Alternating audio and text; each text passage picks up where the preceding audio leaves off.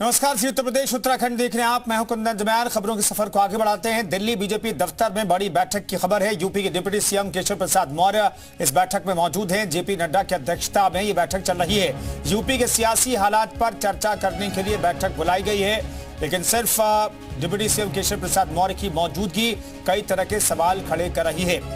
UP के सियासी हालात पर चर्चा चल रही है दिल्ली में, और दिल्ली बीजेपी दफ्तर में ये बैठक चल रही है।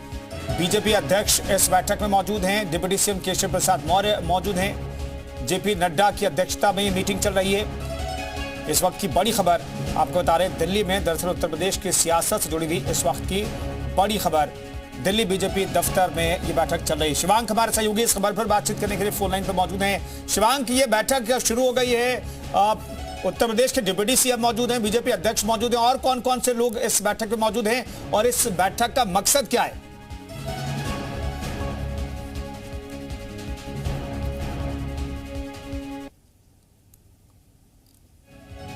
शिवांक, क्या आपको आवाज मिल रही है?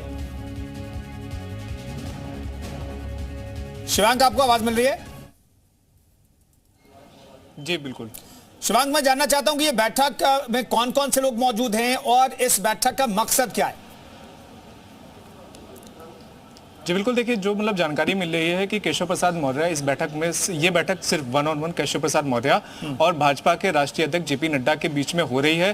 तकरीबन 7:49 के आसपास केशव प्रसाद मौर्य यहां पर बीजेपी के राष्ट्रीय दफ्तर पहुंचे थे, जिसके बाद 8 बजे से लगातार बैठक यहां पर चल रही है। देखिए, जिस तरह से यूपी में हम सभी लोगों ने देखा कि कल किस तरह से सरकार वर्सेस संगठन का एक पूरी कलह थी, वो पूरी कलह भी सामने आई, और जिस तरह से केशव प्रसाद मौर्य ने जिस तरह से जिन शब्दों का प्रयोग करके उन्होंने ये कहा कि संगठन हमेशा सरकार से बड़ा होता है, तो वो इशारा उसी तरफ था कि जिस तरह से बीजेपी के चाहे कार्यकर्ता हो, चाहे विधायक हो, चाहे सांसद हो, जो पिछले तकरीबन 7-8 साल से लगातार ये कह रहे हैं कि अधिकारी उनके सुनते नहीं हैं, तो इसी तरफ इशारा था। जिसके बाद जिस तरह से बीजेपी की हार के जो कारणों के ऊपर लगातार मंथन चल रहा था, तो केशव प्रसाद मौर्य आज यहाँ पर राष्ट्रीय अध्यक्ष जेपी नड्डा से मुलाकात करने आए हैं, और जो जानकारी मिल रही है कि यहाँ पर जेपी नड्डा से भी वो लगातार यही सब जानकारियां दे रहे हैं कि किस तरह से बीते 7 वर्षों में सांसद हों, चाहे विधायक हों। ठीक है शिवांक, कुल मिलाकर 1 घंटे से बैठक चल